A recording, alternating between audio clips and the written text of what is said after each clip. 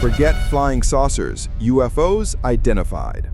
An interesting article by Manuel Carballal taken from the Spanish ufology journal INEXPLICATA, number 6, spring 2000. Spanish Defense Minister Eduardo Serra Rubel will find himself having to reply before Congress to a question placed by Deputy Willie Mayer, a member of the Defense Committee.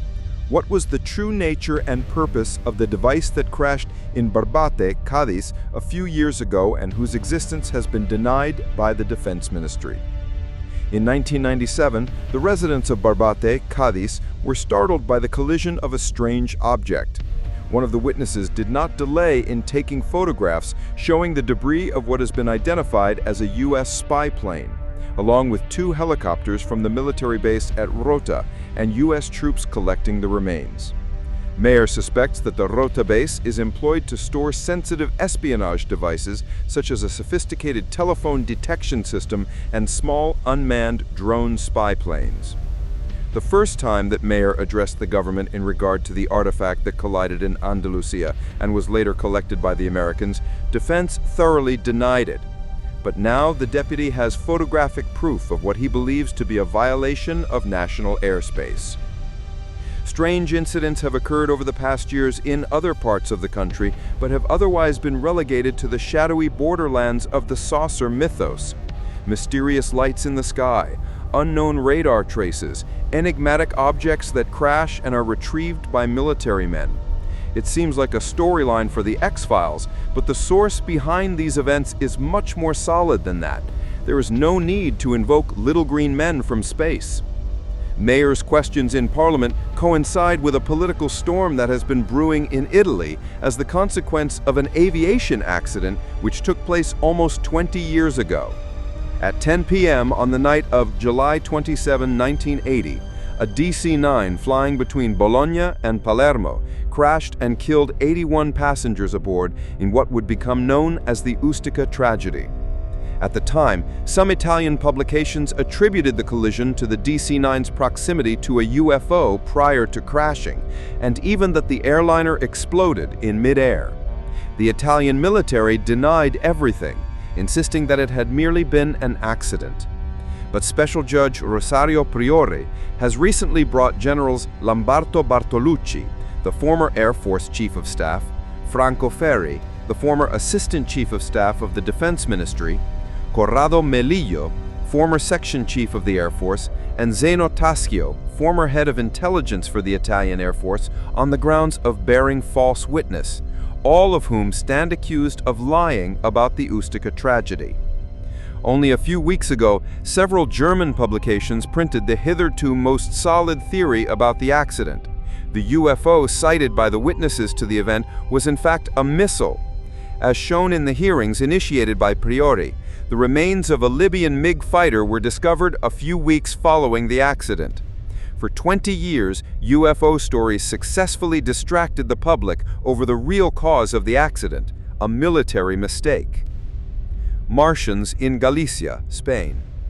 In 1994, hundreds of Galicians witnessed an object flying over Porriño, Vigo, and Bueo until it impacted against the island of Ons, Pontevedra. It looked like a giant suppository, an iron cylinder spitting fire from behind, claimed the eyewitnesses.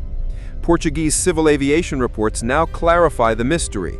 The object was a missile launched from Portugal which penetrated Spanish airspace. This has not been the only instance.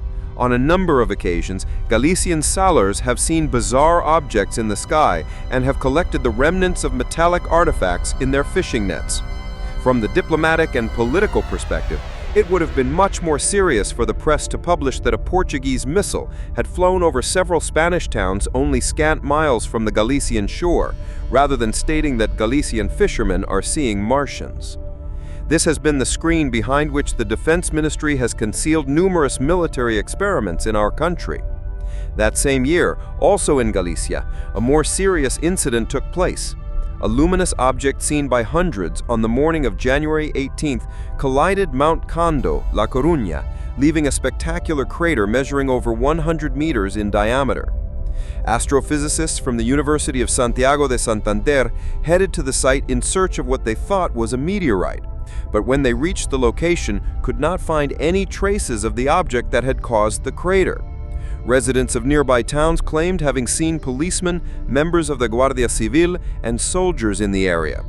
José Antonio Tormé, the owner of the property on which the UFO had collided, was located and confirmed that there had in fact been soldiers and police in the vicinity. And for good reason. The object had crashed not far from the Spanish military radar facility for the northwestern region.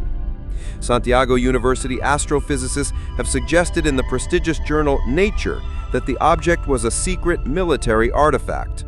Incredible though it may seem, this is hardly an isolated event.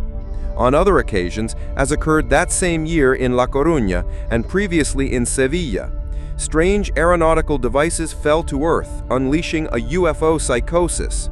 The one in Sevilla crossed the skies over Cádiz and Huelva before striking the ground near El Coronil. According to eyewitnesses interviewed in the area, U.S. soldiers from Rota quickly appeared in helicopters and all-terrain vehicles to collect the remains. A weather balloon, it would seem. Deputy Willie Mayer also has recent evidence of this incident. Psychological warfare. This is hardly the first time that matters relating to airspace violations reach Congress. In 1979, socialist parliamentarian Enrique Mujica asked questions pursuant to the unidentified flying object seen in Manís, Valencia. With the PSOE in power at the time, Popular Part deputies like Gabriel Elorriaga queried the government 3 times on the matter of UFOs in the national airspace. But a deathly silence envelops the most serious cases. A few months ago, the chiefs of the La Virgen del Camino, León Air Base accepted responsibility for the fire that devastated hundreds of acres in the mountains of León. Apparently, an error in calculation had been made during the trials of a new flying device, and it crashed to the ground, setting the wilderness on fire. These accidents, while serious, are not as disquieting as the use made of the extraterrestrial myth by the secret services. Many people confess to believing that we are being visited by alien spacecraft. Movies and television have familiarized us with the concept of alien visitations. In fact, many cults hold the ET mythos as central to their beliefs. These beliefs represent excellent tools to be used by the intelligence establishment. Spain's CECID, according to Defense Ministry sources, may have been involved in the creation of a psychosocial experiment involving alien contact in Spain's most important case, the Humo affair. Hundreds of people were led to believe, both domestically and abroad, that an alien civilization had infiltrated our world. In the US and France, the secret services have conducted similar psychological experiments since the 1960s. Not only covering their aeronautical experiments behind the UFO smokescreen, but promoting the belief in extraterrestrials among small groups in order to study their reactions. This summer, France has unveiled the Cometa report, prepared by a team of scientists and military men for Prime Minister Jospin. The report features accusations by the French against the US for deliberately concealing UFO information to camouflage its developments in military technology.